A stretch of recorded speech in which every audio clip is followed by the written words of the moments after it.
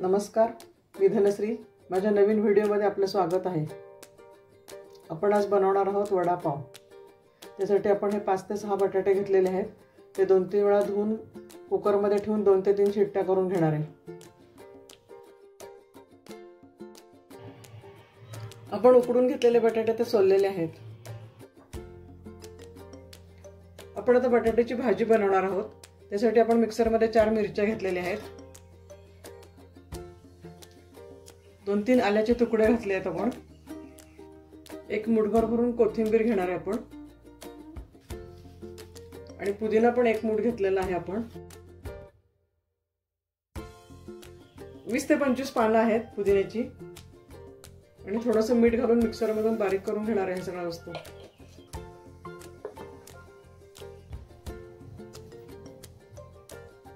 आपलं हे वाटून तयार झालेलं आहे. आपण आता भाजी बनवणार आहोत.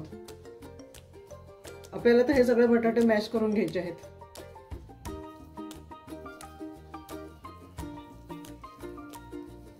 आपण भाजी बनवण्यासाठी कढईमध्ये 2 ते 3 चमचे तेल घालणार आहे.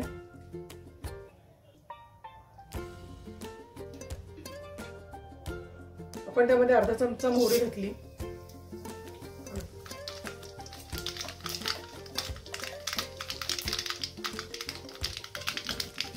आपली फोडणी तर छानपैकी तडतडली आहे. त्यामध्ये आपण हे वाटून घेतलेलं मिरची, कोथिंबीर, कढीपत्ता, पुदिना सगळं घालणार आहे. आणि सर्व हलवून घेतो आपण. हा मसाला सगळा आपण परतून घेत आहे, जेणेकरून त्याचा कच्चा वास निघून जाईल आणि आपल्या भाजीला छानपैकी चव येईल. आपण आता ह्यामध्ये अर्धा चमचा हळद घालतोय.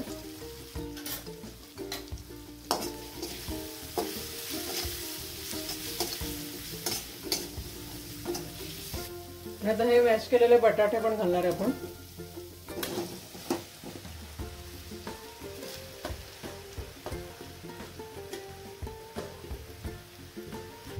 चवीनुसार मीठ घालणार आहे. आणि भाजी संपूर्ण एकजीव करून घेतो आपण आता.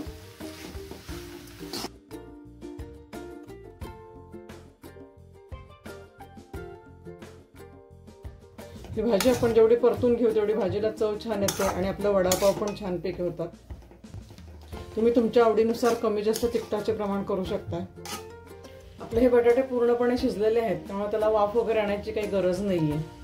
फक्त मसाला सगळीकडे पसरायला पाहिजे. अधूनमधून हलवून घेतोय आपण. आता आपली भाजी गार होईपर्यंत आपण दुसरी तयारी करून घेतोय. आपली भाजी आता तयार झालेली आहे. ती आपण गार करायला ठेवणार आहे. आपली भाजी आता गार झालेली आहे. आपण ह्याचे पाहिजे त्या आकारात वडे बनवून घेणार आहोत. तुम्हाला हवे तसे लहान मोठे बनवू शकता तुम्ही. ह्याप्रमाणे आपण बाकीचे पण सर्व बनवून घेणार आहे. आपले हे वडे सगळे बनवून तयार झालेले आहेत. आता वड्याचं बॅटर बनवणार आहे. वडे बनवण्यासाठी आपण जे बॅटर बनवणार आहोत त्यासाठी आपण डाळीचं पीठ घेतोय. तुमचे जेवढे वडे असतील त्या प्रमाणात तुम्ही घेऊ शकता, कमी जास्त. यामध्ये आपण चवीनुसार मीठ घालणार आहे. थोडी हळद घालणार आहे आपण. मला आवडते म्हणून मी अर्धा चमचा लाल तिखट पण घालणार आहे. थोडासा हिंग पण घालते. आणि हे सर्व एकजीव करून घेऊन लागेल तसं पाणी लागून आपण घट्ट पातळ बनवून घ्यायचं आहे.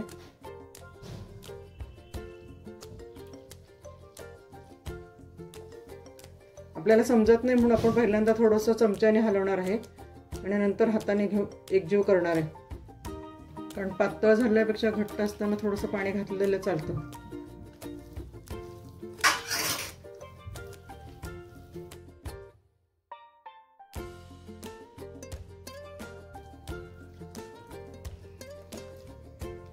आपल्याला हे पीठ जास्त घट्ट पण नाही बनवायचं आणि पातळ पण नाही बनवायचं.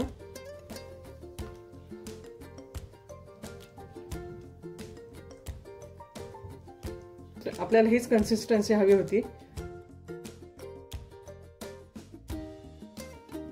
आता आपण ह्यामध्ये वडे टाकून तळून घेणार आहे. पण वडे तळण्यासाठी तेल गरम करायला ठेवलेलं आहे. आपलं तेल आता गरम झालेलं आहे. आपण हाताला थोडंसं पाणी लावणार आहे आपण आता एक एक वडे बॅटरमध्ये टाकून तळून घेणार आहोत. हे दोन्ही बाजूने भिजवून घ्यायचं. आपलं तेल पण आता छानपैकी गरम झालेलं आहे. आपण त्यात वडे सोडणार आहे.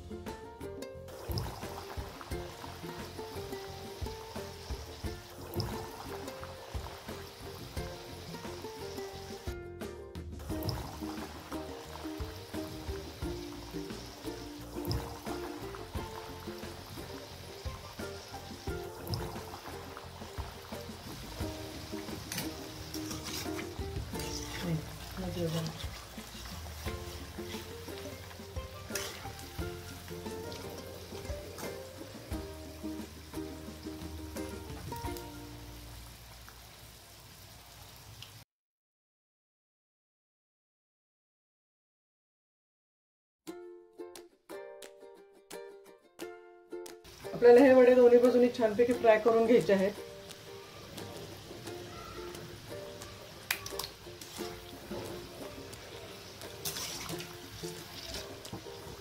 आता आपले वडे तळून तयार झालेले आहेत.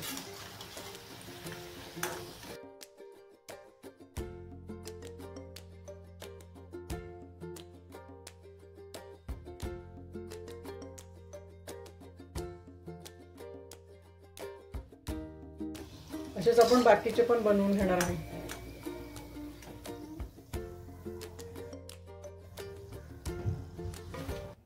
वडापाव बरोबर खाण्यासाठी आपण चटणी पण बनवून घेणार आहोत झणझणी. त्यासाठी आपण मिरची घेतलेली आहे. 1 चमचा धने घातलेत आपण. 8 ते 10 कढीपत्त्याची पानं घातलीत. 1 ते 1.5 इंच आलं घेतलेलं आहे.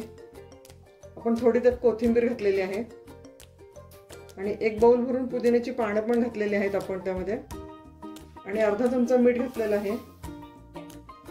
आपण हे सर्व साहित्य मिक्सरमधून काढून बारीक करून घेणार आहे.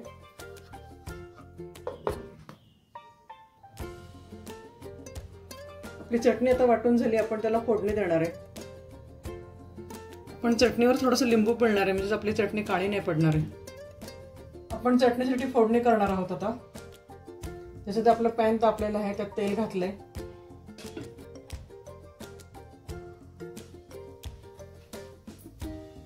आपण त्यात 1 चमचा मोहरी घातलेली. आपली मोहरी आता छानपैकी तडतडली आहे. आपण त्यात थोडासा हिंग घालणार आहे. अर्धा चमचा हळद घालतो आपण आणि मस्तपैकी खमंग झालेली फोडणी आपण चटणीवर ओतणार आहे.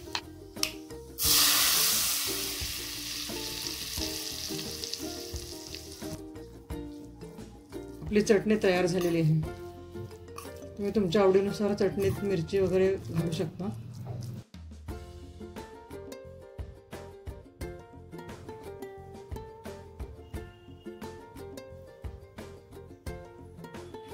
तुम्ही केचप आणि खजूराची चटणी पण तिखट मीठ घालून बनवलेली असते. ती पण त्यामध्ये लावू शकता. वडापाव ही अशी वस्तू आहे ती 12 महिने कधीही तुम्ही खाऊ शकता.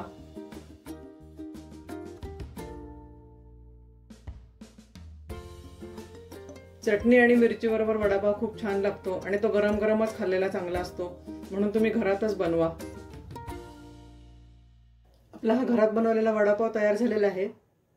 तुम्हाला जर आवडत असेल तर तुम्ही हे बारीक असं तळून घेऊ शकता आणि त्यात मिरची मीठ आणि थोडासा लसूण घालून त्याची चटणी बनवून वडापावच्या मध्ये घालून सर्व करू शकता. तेही खूप छान लागते. त्याचप्रमाणे तुम्ही सॉस पण त्यामध्ये लावू शकता. आपला वडापाव आता तयार आहे. या खायला. तुम्हाला माझी रेसिपी कशी वाटली ते नक्की सांगा कमेंट्समध्ये. लाईक, शेअर आणि सबस्क्राईब करा. पुन्हा भेटूया नवीन व्हिडिओमध्ये. धन्यवाद.